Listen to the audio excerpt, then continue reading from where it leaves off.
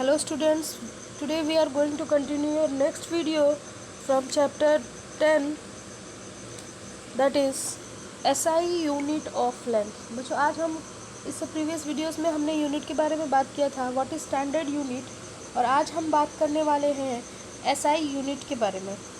In order to have uniformity in measurement of various physical quantities like length, mass and time, the scientists all over the world have adopted the international system of units.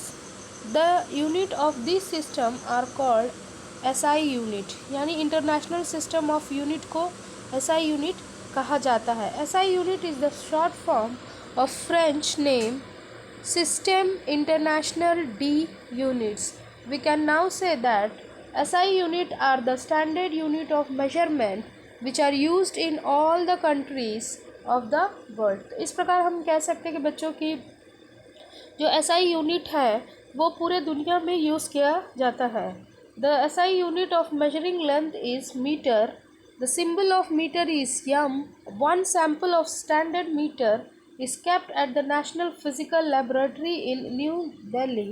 The meter measure used everywhere in the country is an exact copy of the national standard.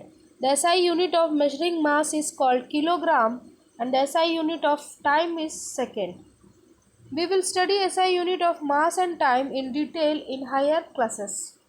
Next we move on prefixes used with SI unit. Prefix is kind of word used before the name of SI unit to get a bigger value or a smaller value of the unit.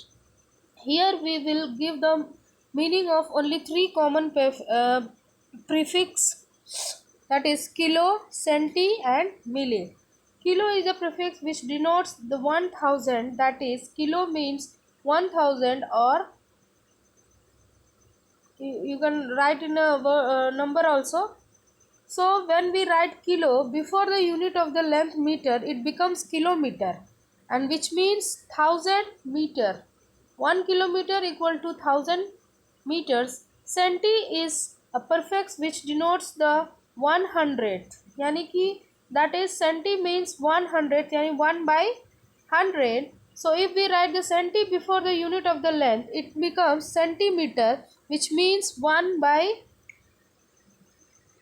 100th of the meter. In order the words 1 meter equal to 100 centimeter. So children, इसी प्रकार से सारी जो prefix है यानी short form में जो लिखा रहता है उसके कारण हम चीज़ों को जानते हैं, यानी उनके यूनिट्स को जानते हैं।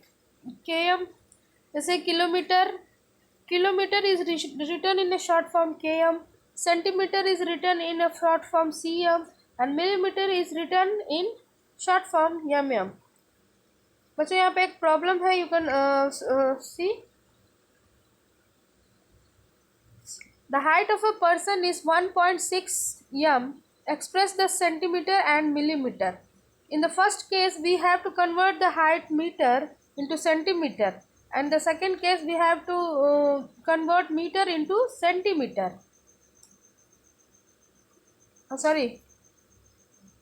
We have to convert the height metre into millimetre. तो सबसे पहले 1 metre equal to 100 centimetre, so 1.65 metre equal to. इस प्रकार के क्वेश्चंस आप बच्चों मैथ्स में कर चुके हो, do not need to bother about it. Next we study about measuring of length, यानी लेंथ को हम कैसे मेजर कर सकते हैं। Length is the distance between two points. सबसे पहले जो लेंथ होती है बच्चों वो दो पॉइंट्स, यानी कि ये ए है एंड दिस इज बी, इन दोनों के बीच की दूरी को ही हम लेंथ कहते हैं। Metre is used as a standard unit of measuring the length of an object. Metre is written in a short form m, is the first letter of the word. We can get an idea of the length represented by a meter from the fact that the door of our room is 1 meter wide. We measure the length of an object by using a meter scale. A meter scale is graduated or marked into 100 centimeter, and every centimeter is further divided into 10 division called metre. तो children next we move on. यहाँ पे देख सकते हैं बच्चे 1 metre equal to 100 centimetre and 1 centimetre equal to 10 millimetre. Thus the metre scale graduate the centimetre and millimetre a metre scale can show. यानी कि metre scale पे सारी चीज़ें इंडिकेट होती है और इसकी सहायता से हम आसानी से चीज़ों को नाप सकते हैं। Okay children, the next the use of proper unit of the length. Though the metre is the standard unit of the length but sometimes other unit of the length like centimeter, millimeter and kilometer are also used for the sake of convenience. The type of unit used depend on the magnitude of the length to be measured. यानी कि अलग अलग प्रकार के unit हम इस्तेमाल करते हैं चीज़ों को नापने के लिए, तो ये इस पर निर्भर करता है बच्चों कि वो उसकी लंबाई कितनी है। This point will become more clear from the following examples. Meter can be used as a unit as a measure length of table, length of room or height of a tree. A pencil or a notebook has a small length which much smaller than a meter, so convenient to express the small length of term is of meter, so the length small object are measured in centimeter. यानी बच्चों छोटी नाप लेने के लिए हम बड़ी नाप लेने के लिए हम मीटर का इस्तेमाल करते हैं, उससे छोटी नाप लेने के लिए हम सेंटीमीटर, और उससे भी छोटी लंबाई को नापने के लिए हम लोग मिलीमीटर, और मीटर से भी बड़ी लंबाई को नापने के लिए हम लोग किलोमीटर का इस्तेमाल करते हैं। सो चिल्ड्रन, तो इस प्रकार से चीज़ें जो है यूनिट जो है अलग अलग लंबाई पे डिपेंड करती है कि उसे हम कौन से यूनिट में नाप सकते हैं। The thickness of a coin or thin wire is very small, so we will measure this unit in millimeter. Or the large distance or the length are measured in a big unit of length that is called kilometer. और बहुत ज़्यादा लंबी दूरी रहेगी, लंबाई रहेगी, तो उसे हम किलोमीटर में नापते हैं। The next, length measuring device. The various type of device which are commonly used for measuring length are meter scale, ruler, measuring tape. A meter scale is made up of metal, can be bent and all. यानी कि ये सारी चीज़ें जो है बच्चों आपने देखा कपड़े की दुकान पे होती है, मीटर स्केल होता है, या फिर रूलर के सहायता से भी लोग नापते हैं, मेजरिंग टेप की सहायता से भी नापते हैं। If an object is straight we can use either metre scale और मेजरिंग टेप।